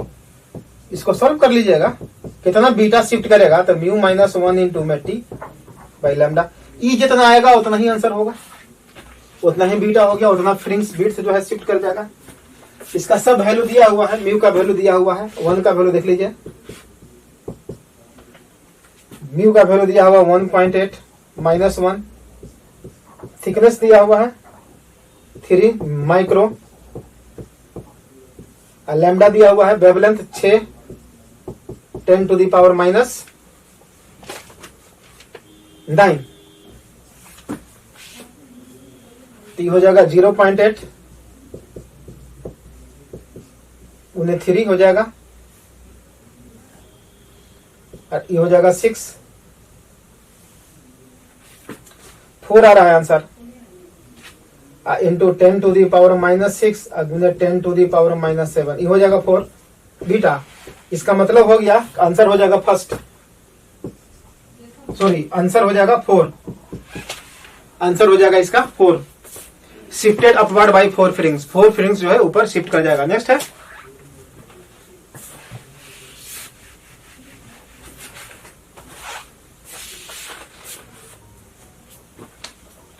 37, consider in YDAC that has a different slit width. As a result, amplitude of the waves in the from the two slits, एक का amplitude A है, याद रखिएगा amplitude A है, और दूसरा wave का amplitude है 3 है। तो यदि इसमें इंटेंसिटी यदि I लेंगे तो इसमें इंटेंसिटी लेंगे 9I। इसलिए बताते हैं कि इंटेंसिटी डायरेक्टली प्रोपोर्शनल होता है एम्पलीट्यूड के स्क्वायर का। तो यदि I1 को लिखेंगे I, तो I2 को लिखेंगे 9I। तो मैक्सिमम इंटेंसिटी कितना दिया हो I नॉट, I मैक्स जो होता है formula root under I1 plus root under I2 का होल स्क्वायर दिया हुआ है, ये है I, तो रूट 9 करेंगे तो हो जाएगा 3 रूट अंडर I, ये हो जाएगा 4, स्क्वायर करेंगे तो 16I हो गया। मैक्सिमम यही I नॉट दिया हुआ है, ये I नॉट दिया हुआ 16I को I नॉट का पता है। कहते इंटेंसिटी बताइए रिजल्टेंट, तो फॉर्मूला होता है I1 plus I2 plus 2 root under I1 I2 cos phase difference. कहता है कि फेज डिफरेंस 5 है तब, फेज डिफरेंस 5 है तब। इसको सेट कर लीजिएगा, इसी को कर दीजिएगा यहां पर I 9I प्लस 2 गुने 3I कॉस 5, ये हो जाएगा 10I प्लस 6I कॉस 5।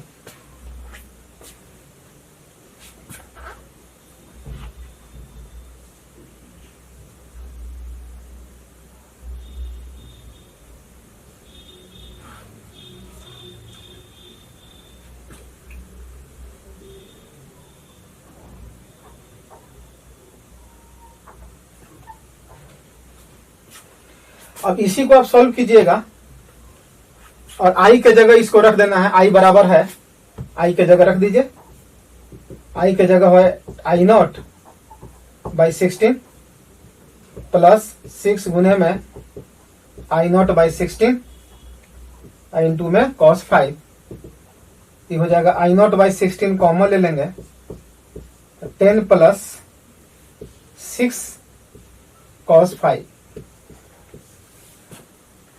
इसको हम लोग लिख सकते हैं कि 4 प्लस 6 कर सकते हैं, फिर 6 कॉमन लेकर के ये कितना आ जाएगा यहां पर निकालिएगा, I not by 16, I not by 16 है ये,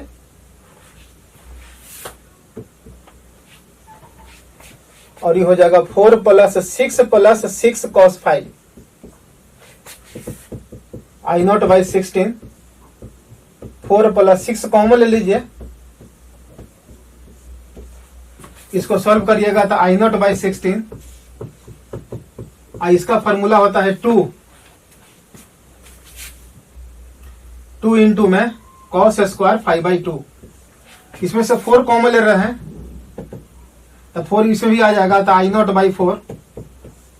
1 + 4 कॉमन 3 cos स्क्वायर 5/2। देख लीजिए आंसर हो जाएगा, इसलिए इसका आंसर जो हो जाएगा 3 number.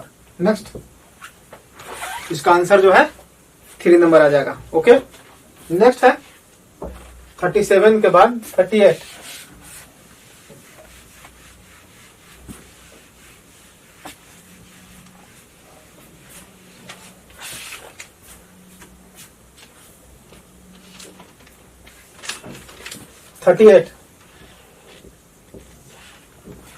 An object is placed in front of a convex mirror at a distance of 60 centimeter है। A plane mirror is introduced covering the lower half of the convex mirror। ध्यान दीजिएगा, एक convex mirror है,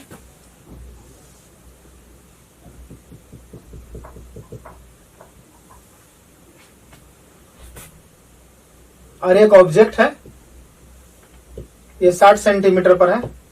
plane mirror को बीच में ला दिया गया है, लोअर हाफ।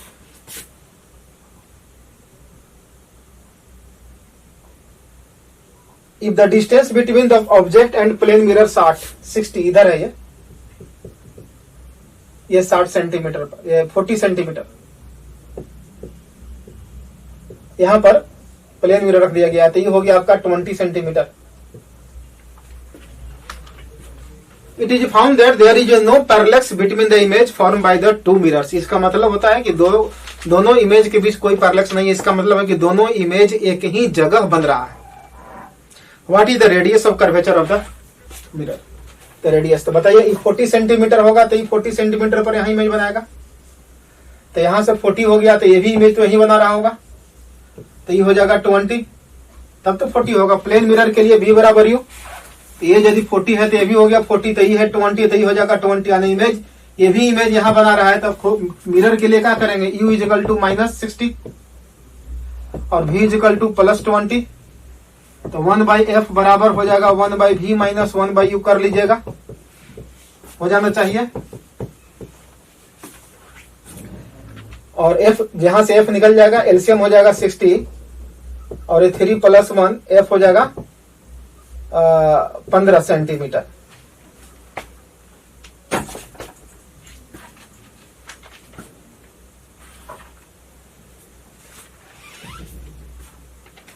तो कहता है कि रेडियस ऑफ कर्वेचर बताइए कितना होगा। रेडियस ऑफ कर्वेचर के लिए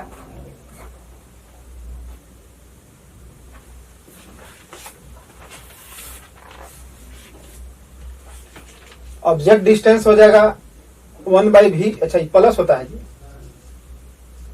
मिरर है ना, तो ये प्लस होता है, तो ये माइनस हो जाएगा, तो ये हो जाएगा 30। तो रेडियस ऑफ कर्वेचर हो जाएगा 2f, 2 इंटू में 30, 60 सेंटीमीटर होगा आंसर। माने radius of curvature 60 centimetre, answer हो जाएगा 3। नेक्स्ट है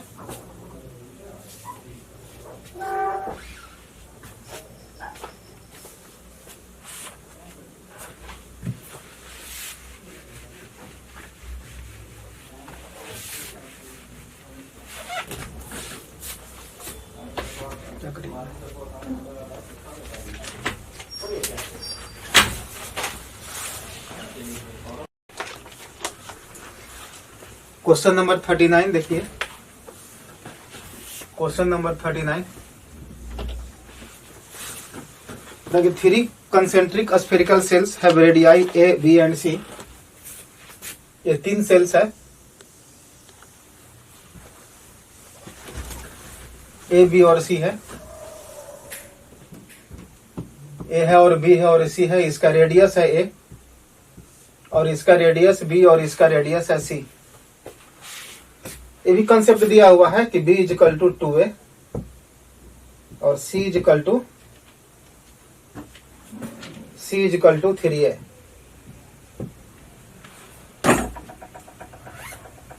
तो कहता है कि VA और इसका पोटेंशियल है VA, इसका है VB और इसका है VC।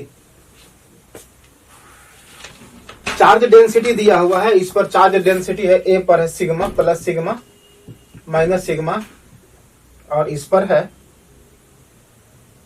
Plus sigma. सिग्मा के टर्म में जब पोटेंशियल निकालते हैं, देखिएगा सिग्मा के टर्म में निकालते हैं तो यदि अंदर में निकालना चाहते हैं, रेडियस R है तो V इनसाइड के क्यू बाई R होता है 1/4 पाई एप्सिलॉन नॉट। क्यू के जगह पर सिग्मा इंटू में 4 पाई R स्क्वायर और बाई R। 4 पाई से 4 पाई कैंसिल, R से R कैंसिल, ये सिग्मा इंटू में R होगा बाई एप्सिलॉन नॉट। ये अंदर में हो गया। आउटसाइड यहां यदि निकालना चाहते हैं x दूरी पर पोटेंशियल तो होता है के Q by x 1/4 pi epsilon not. Q के जगह हो जाएगा 4 पाई R square sigma by x. 4 pi cancel तो हो जाएगा sigma by epsilon not R square by x. इसमें अंदर में और बाहर में दोनों में निकाल दिए हैं ये फॉर्मूला। अब कहता है कि A का पोटेंशियल बताइए। तो A का पोटेंशियल एक अपने के कारण होगा, सरफेस पर है, अंदर में या सरफेस तक पोटेंशियल का फॉर्मूला वही रहेगा। इसके कारण sigma by epsilon not into में A और इसके अभी अंदर ही है तो minus sigma by epsilon not into में B और इसका भी अंदर ही है तो plus sigma by epsilon not into C। Sigma by epsilon not common हो जाएगा तो A minus B plus C। Sigma by epsilon not A B के जगह पर रख देते हैं 2A और C के जगह पर रख देते हैं 3A। ये हो जाएगा 4A में से 2A तो 2A यानी कि 2 sigma A by epsilon not. A आ गया। B का यदि हम पोटेंशियल निकालते हैं तो पोटेंशियल B का निकालते हैं तो इसके कारण होगा, तो इसके कारण हो गया आउटसाइड है तो आउटसाइड के लिए फॉर्मूला ये वाला देखेंगे तो ये हो जाएगा सिग्मा बाई एप्सिलॉन नॉट और इसका रेडियस हो जाएगा A। अब भाई यहां से दूरी निकालेंगे तो यहां से दूरी हो जाएगा B और माइनस ई सरफेस के लिए हो जाएगा sigma by epsilon not into में B और प्लस इसके कारण निकालेंगे तो इसका तो इनसाइड हो गया sigma by epsilon not into में C। Sigma by epsilon not बाहर निकाल लेते हैं तो A square by B minus B plus C। Sigma by epsilon not A square B के जगह रख देते हैं 2A,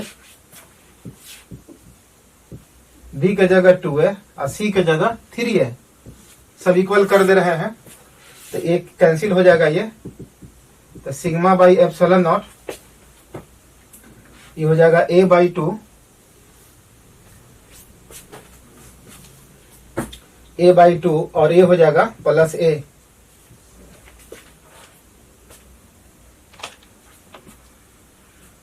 A बाई 2 प्लस यहां से A हो जाएगा तो sigma by epsilon not into 3 by 2A।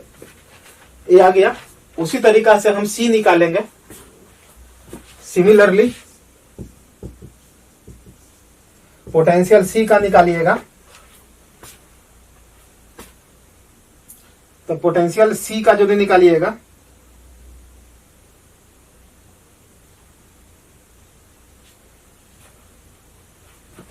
तो पोटेंशियल C का निकालिएगा तो C का A के बराबर आ जाता है। C का निकालिएगा अपने के कारण, जरा देख लो C के निकालते हैं तो एगो इसके कारण निकालते हैं sigma by epsilon not. C के कारण निकालिएगा तो सिग्मा बाई, क्योंकि इसके कारण निकालिएगा तो ये बाहर है तो बाहर वाला तो ये फार्मूला लग जाएगा है ना, बाहर वाला ये फॉर्मूला हो जाएगा, तो रेडियस हो जाएगा ए, अब बाई सी, एक्स सी दूरी पर है, minus sigma by epsilon not, radius हो जाएगा बी स्क्वायर बाई सी, अब plus sigma by epsilon not, I into surface पर है तो ये वाला हो जाएगा इंटू में सी। इसको सॉल्व करिएगा तो sigma by epsilon naught a square, C के जगह पर रख सकते हैं 3a, minus B square, B square के जगह पर रख दीजिए 4a स्क्वायर, और सी के जगह 3a, और सी के जगह 3a। इसको सॉल्व करते हैं, एक से ए से कैंसिल हो जाएगा, sigma by epsilon naught LCM हो जाएगा 3, और ये हो जाएगा a square minus 4a square plus 9a, तो ये आ जाएगा आपका 2, इतना आ जाएगा, ये आ गया 2 sigma A by epsilon not. ये कितना के बराबर है, VA के बराबर। तो हम लोग ऑप्शन कैसे देखेंगे, तो हम लोग कहा गया कि VA बराबर हो गया VC बराबर नॉट हो गया VB। इसमें थोड़ा सा इसमें हल्का सा एक ऑप्शन सेकंड जो है, ऑप्शन जो सेकंड जो है ऑप्शन ये है सेकंड ऑप्शन, लेकिन यहाँ पर थोड़ा गलती आ गया है, एरर है, इसलिए इसको सी लिख दिया गया है। सी नहीं होगा, यहाँ पर बी होगा। ओके, इसलिए इसका आंसर जो है ये हो गया सेकंड, दूसरा ऑप्शन जो है सही है। नेक्स्ट है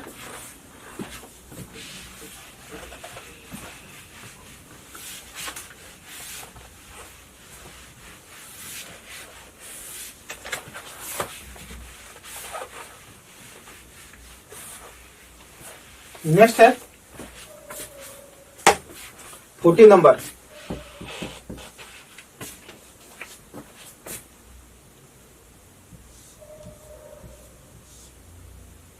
ये 140 माइक्रोकूलम है चार्ज, एक कैपेसिटर है 6 माइक्रोफैराड का,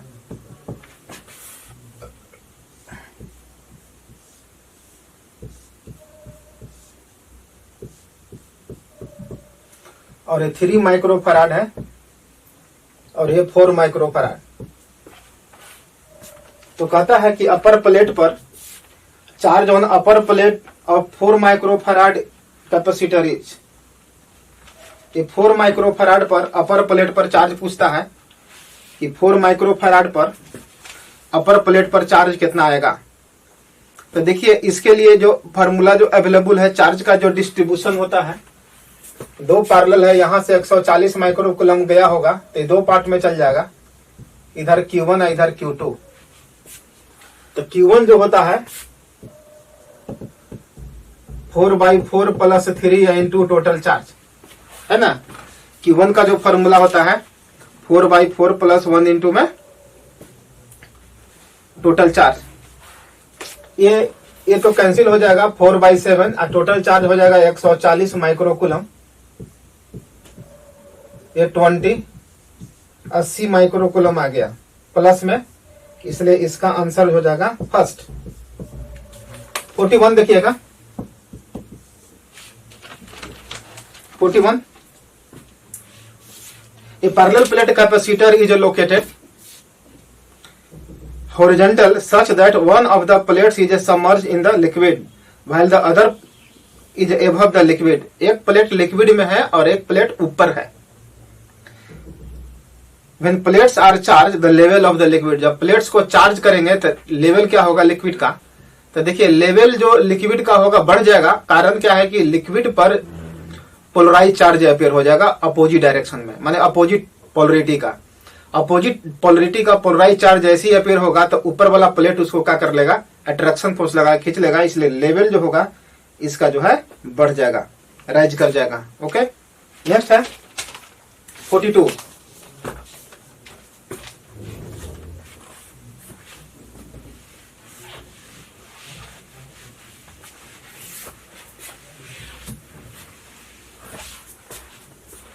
नंबर देखिए, ये पैरेलल प्लेट कैपेसिटर है, ये इस तरह का पैरेलल प्लेट कैपेसिटर है।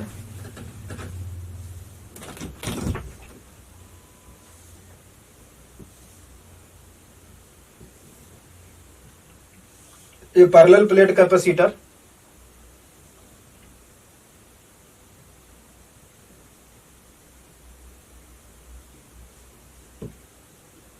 ये पैरेलल प्लेट कैपेसिटर, एक प्लेट ये वाला है और दूसरा प्लेट ये वाला है। इतना पार्ट जो भरा हुआ है आधा पार्ट में, ये प्लेट डिस्टेंस डी है और ये वाला प्लेट एरिया एस है, माने ए हम मान लेते हैं क्योंकि रेशियो पूछता है तो एस से तो कोई मतलब है नहीं। इतना पार्ट में भर दिया गया है, इतना पार्ट माने d/2 दूरी तक भर दिया गया है। डाइलेक्ट्रिक कांस्टेंट 6 वाला माने एप्सिलॉन माने 6 है ये, और बाकी जो बचा हुआ है वो 4 वाला है, ये वाला 4 वाला है। ठीक है, तो हम लोग क्या करेंगे कि इसको दो पार्ट में डिवाइड कर दे रहे हैं, इसको यहां से यहां तक दो पार्ट में डिवाइड कर दे रहे हैं। तो इधर वाला हम लोग देखते हैं कि इतना पार्ट का जो कैपेसिटेंस जो हो गया C1, तो C1 हो जाएगा एप्सिलॉन नॉट A/2 और इधर d/v2 हो गया क्योंकि ये d/2 दूरी तक भरा हुआ है और इनटू में 6, तो एप्सिलॉन नॉट A/d इनटू में 6 है ये। और इतना पार्ट जो ये वाला पार्ट है, ये वाला पार्ट ये मान लेते हैं कि C2, ये भी आधा है एरिया और डिस्टेंस भी आधा है, लेकिन डाइलेक्ट्रिक कांस्टेंट 4 है, तो ये हो जाएगा एप्सिलॉन नॉट A/d इनटू में 4। अब हम मान लेते हैं कि यदि हवा है माने सी एयर में था तो इसको सी था ना कि epsilon naught A/d equal to C है, तो इसको हम लोग लिख सकते हैं 6c और इसको लिख सकते हैं 4c। ओके, अब इतना पार्ट जो बचा हुआ है ये वाला पार्ट, इसको मान लेते हैं C3। तो C3 जो होगा, एरिया डिस्टेंस तो वही रहेगा लेकिन एरिया आधा हो जाएगा और डाइलेक्ट्रिक कांस्टेंट है इसके में 4 के बराबर, इसका 4 है, तो ये हो जाएगा एप्सिलॉन नॉट A/d इंटू 2 आने की हो जाएगा 2c। अब यहां से देखेंगे कि ये जो C2 और इधर C1 सीरीज में है और इसके साथ पैरेलल है, तो C इक्विवेलेंट निकालेंगे इसका माने मीडियम का, तो ये दोनों सीरीज में हो जाएगा, तो 4c प्लस गुने 6c, 4c प्लस 6c और फिर इसके साथ ही वाला पैरेलल हो जाएगा तो 2c, तो हो जाएगा 24/10 प्लस 2 इंटू में c। यही कहता है कि C डैश है इक्विवेलेंट। ये हो जाएगा आपका 12/5 प्लस 2 इंटू में c, ये हो जाएगा 22/5c। C डैश बराबर, तो C डैश बाई C बराबर हो गया 22/5। नेक्स्ट है 43, the resultant capacitance of the given circuit between P and Q। Capacitance पूछता है रिजल्टेंट,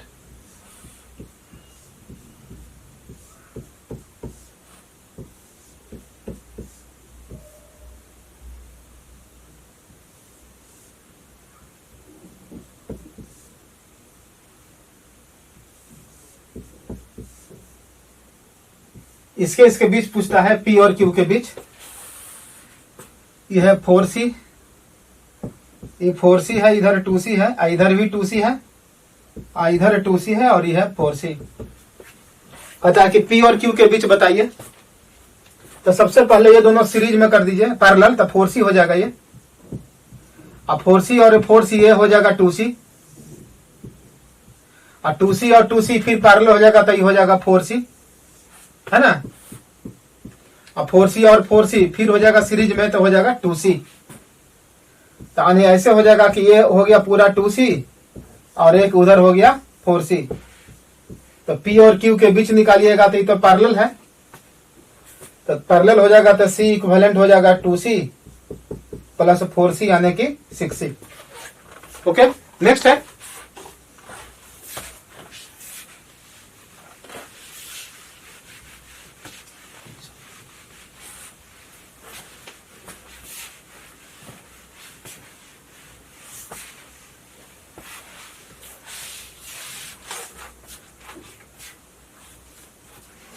उसके बाद है 44। An electric dipole is placed at angle 30 degree with dielectric theta है 30 डिग्री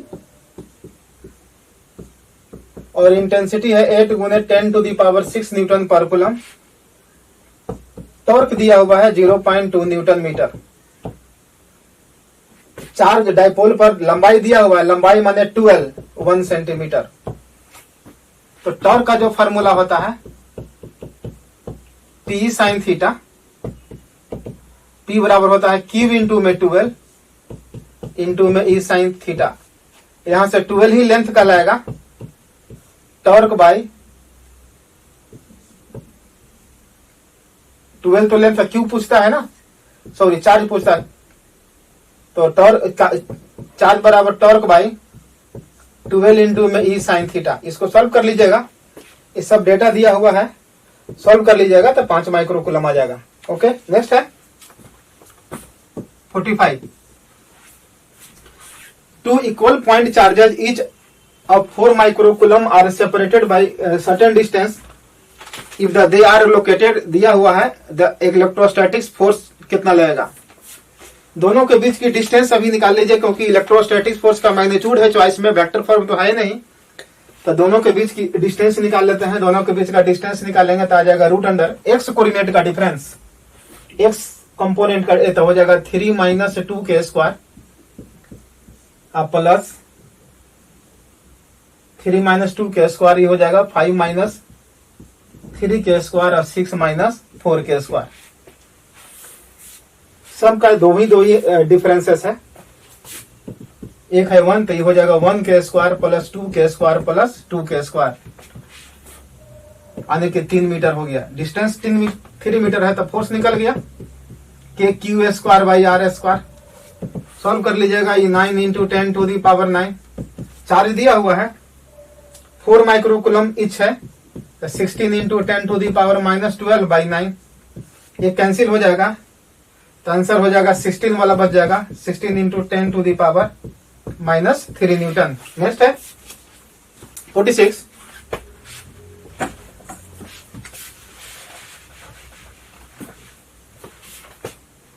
नंबर देखिएगा,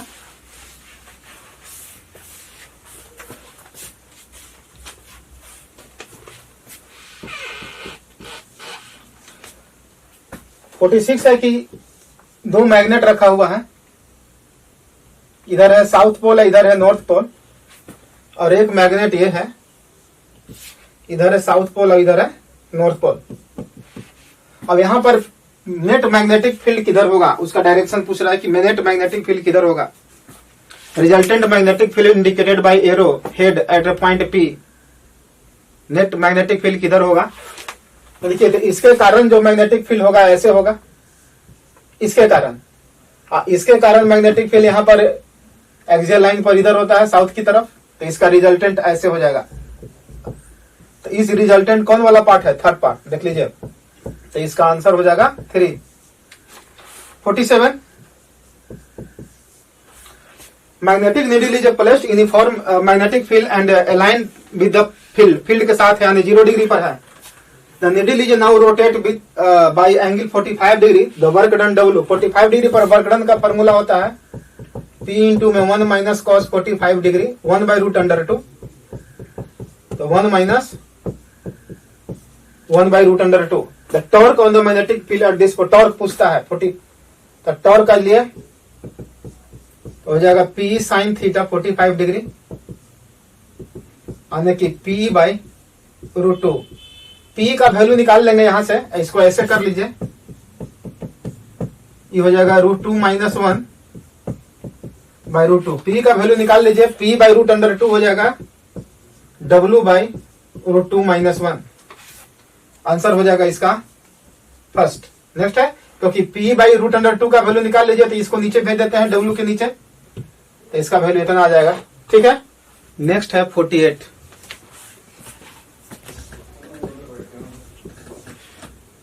नंबर है ये।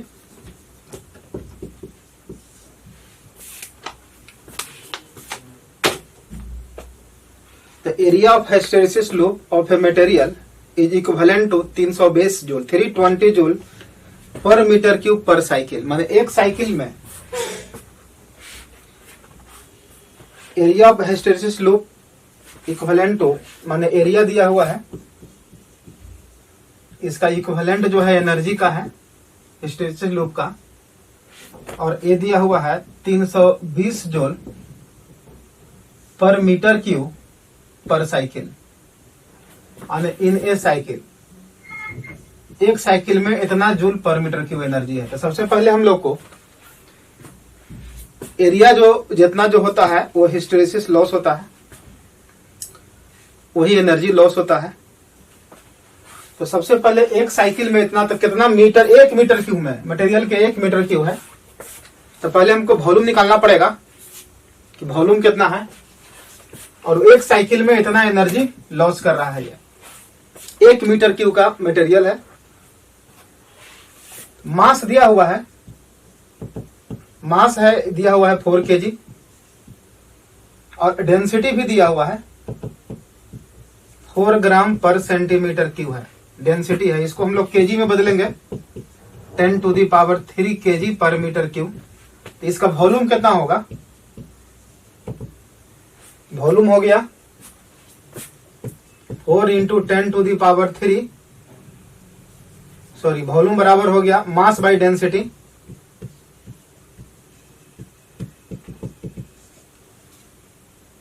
डेंसिटी 8 दिया हुआ है, सॉरी 8 है, तो मास दिया हुआ है 4/8 10⁻³। वॉल्यूम हो गया 1/2 × 10⁻³ मीटर क्यूब। वॉल्यूम निकल गया। तो एनर्जी लॉस्ट इतना वॉल्यूम में कितना करेगा एक साइकिल में,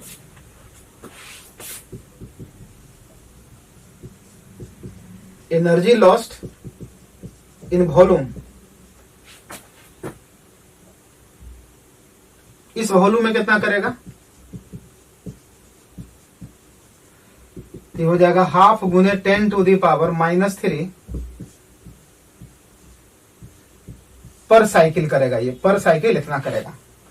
अब एक साइकिल में, एक साइकिल अंदर एक ओसिलेशन, फ्रीक्वेंसी कितना है 50।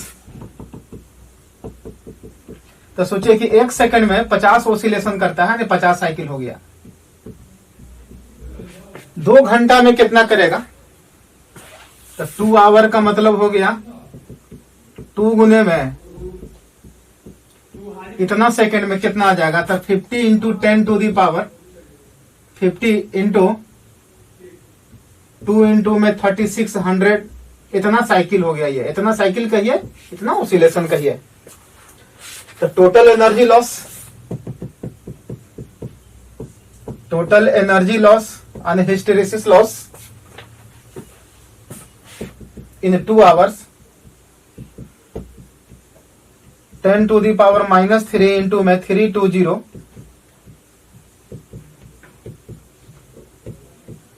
इतना जूल एनर्जी लॉस करेगा। यही आपका आंसर। इसको सोल्व करने के बाद ये आ जाएगा 5.76 10⁻,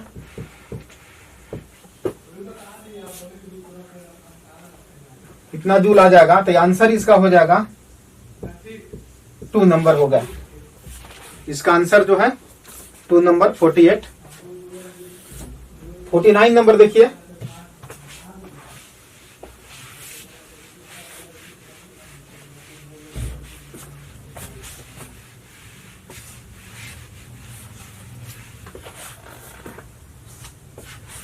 फोर्टी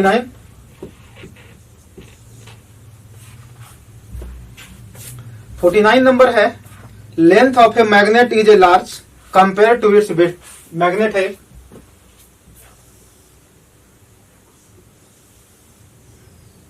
एक मैग्नेट है, इसका लेंथ है, इसका टाइम पीरियड है vibration magnetometer. Time period of its oscillation in a vibration magnetometer is 2 second. Time period 2 second है। आने की टाइम पीरियड हो जाएगा 2π√अंडर moment of inertia by MBH, और I है मोमेंट ऑफ इनर्शिया। यदि मास यदि हम m0 मान लेते हैं इसका, तो आई बराबर हो गया am naught L square by 12, middle point के अबाउट वो सिलेक्ट करता है ये। अब इसको 4 पार्ट में काट दिया गया। The magnet is cut along its length into 4 equal parts and 4 parts are then placed on each other with their like pole together. Like pole together है माने नॉर्थ नॉर्थ वाला सब एक साथ है, साउथ साउथ वाला एक साथ है। और हम लोग जानते हैं कि मैग्नेट को काटते हैं तो फिर मैग्नेट बनता है। टाइम पीरियड ऑफ कॉम्बिनेशन, तो उसका टाइम पीरियड बताइए। अब इसको काट देंगे।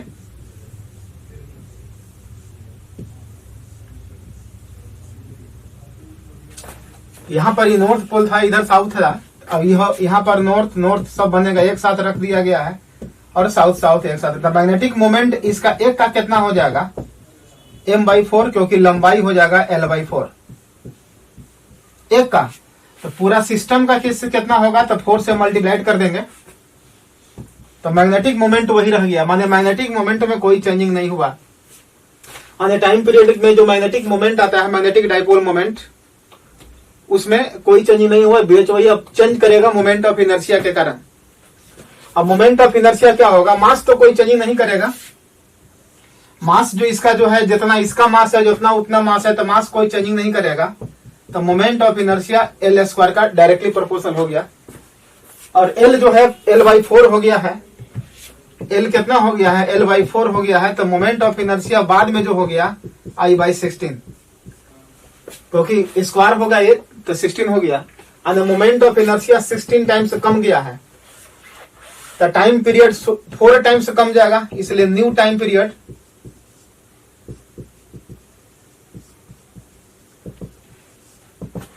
तो ये हो जाएगा पहले का t /4 हो जाएगा, क्योंकि 16 के बाद ही 4 बाहर निकल जाएगा। ये वाला 16 है तो बाहर निकलेगा तो 4 टाइम्स कम जाएगा। पहले है 2 सेकेंड और अब हो गया 4, 1/2 सेकेंड। यहां पर बताना मैं चाह रहा हूं कि मोमेंट ऑफ इनर्शिया के कारण ही टाइम पीरियड में चेंजिंग हुआ है। मोमेंट ऑफ इनर्शिया वो भी मास चेंज नहीं किया है, लेंथ चेंज कर दिया है, क्योंकि मास तो फिर वही है, क्योंकि उसी को एक दूसरे पर रख दिया गया है। ओके, नेक्स्ट है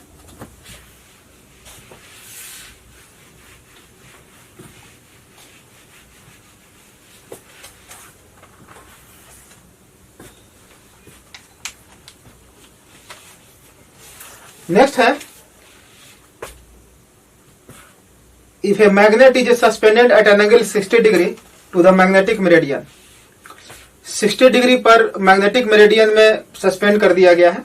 मैग्नेटिक मेरिडियन 60 डिग्री बना रहा है। The deep angle makes angle 30 degree with horizontal. Deep angle 30 degree है। जब डीप एंगल जब 30 डिग्री हो गया तो वो जो 60 डिग्री हो गया थीटा। अब एपरेंट डीप है 30 डिग्री, तो कहता है कि एक्चुअल डीप का वैल्यू बताइए। 50 नंबर क्वेश्चन है ये। If a magnet is suspended at an angle 60 degree to the magnetic meridian, the dip needle makes angle 30 degree with the horizontal. Dip needle जो है 30 डिग्री है हॉरिजॉन्टल से, है ना। तो निकालने के लिए कहता है, फॉर्मूला हम लोग जानते हैं कि tan डेल्टा डैश बराबर tan डेल्टा इंटू में cos theta. tan delta equal to हो जाएगा tan डेल्टा डैश इंटू में cos थीटा। डेल्टा डैश है 30 डिग्री और cos है 60 डिग्री। इसका वैल्यू हो जाएगा 1/√3 और ये 1/2, ये आ गया 1/2√3, यानी tan delta equal to 1/2√3। Delta dash जो एक्चुअल डीप होगा tan इनवर्स 1/2√3। इसलिए इसका आंसर जो हो जाएगा सेकेंड।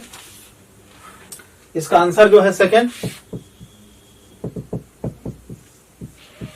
सेकेंड ऑप्शन सही है इसका। यही था आपका 50 क्वेश्चन का सॉल्यूशन। आप लोग इसको जरूर देखिएगा। Thank you.